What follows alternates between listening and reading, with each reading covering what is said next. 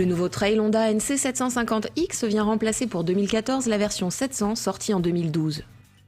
Cylindrée augmentée, boîte robotisée DCT perfectionnée, ABS de série sont de la partie pour donner de l'épaisseur à ce crossover accessible et économique. Un petit plus en performance et en caractère ne pouvait pas faire de mal. La NC 750X reste disponible dans les deux versions, boîte manuelle ou DCT, tandis que la S n'est plus proposée qu'en version DCT. L'une des raisons pour lesquelles Honda a augmenté la cylindrée du bicylindre en ligne de 670 à 745 cm3 est la volonté d'offrir des NC plus valorisantes à leurs propriétaires. Mais il s'agissait aussi de marquer davantage la différence avec les CB500 sortis en 2013, car contrairement à ces dernières qui le sont par nature, les NC ne sont plus proposés en version 35 kW, accessible au permis A2.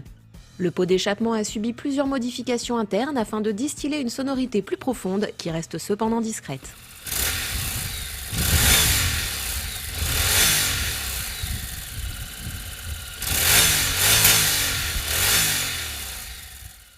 Et si cela ne vous suffisait pas, un pot à Krapovic est également disponible.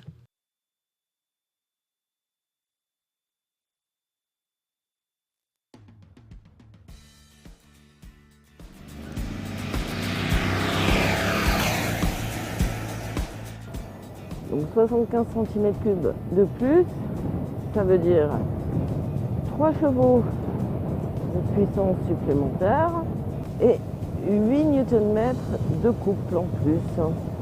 Elle est donc passée de 52 chevaux à 54 chevaux, 60 Nm de couple à 68. Dans les faits, on ressent effectivement un moteur un petit peu plus nerveux. C'est pas flagrant, mais il y en a quand même un petit peu plus sous la gâchette.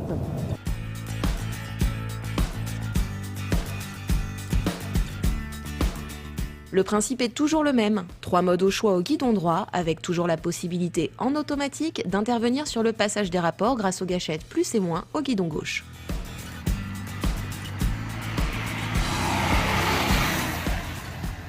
Donc un peu plus de coupe, ça veut dire que le DCT peut passer les rapports moins vite. Ce qui est intéressant surtout pour le mode D, le mode drive, qui est un mode plus cool que le mode S. Autre amélioration du DCT, les rétrogradages interviennent un petit peu plus tôt, c'est-à-dire un régime très légèrement supérieur, ce qui permet d'obtenir un meilleur frein moteur. Honda a aussi voulu améliorer la souplesse à très très bas régime. Dans les faits, on le sent pas vraiment. Cependant, bien sûr, la moto reste toujours très facile à manœuvrer à basse vitesse.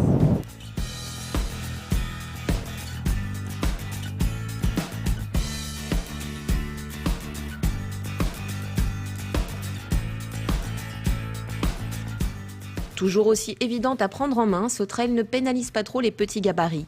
Sa hauteur de selle de 830 mm est compensée par la finesse de l'assise et son poids reste maîtrisable. Le guidon large offre un joli bras de levier assurant maniabilité et vivacité. Côté équipement apparaissent un levier de frein réglable, une selle au revêtement plus adhérent, un indicateur de conso instantanée et moyenne au tableau de bord et des pneus aux sculptures plus larges. On retrouve avec plaisir le coffre acceptant un casque intégral en lieu et place du réservoir.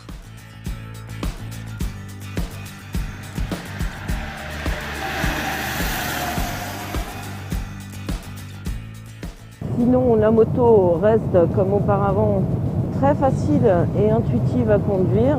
On apprécie un centre de gravité placé bas, une tenue de route irréprochable. Rien à redire non plus question confort et ergonomie. Si l'ABS est désormais fourni de série, Honda a abandonné son cher freinage couplé CBS sur toutes les NC. La pédale n'actionne plus que le frein arrière et l'étrier avant perd un piston.